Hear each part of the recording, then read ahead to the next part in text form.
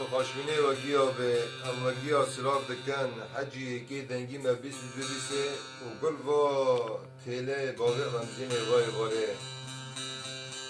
لانی با تله فرادی داغه لده کوه تشتن تده هنه قرمیش دلا دبن او دلی بریندار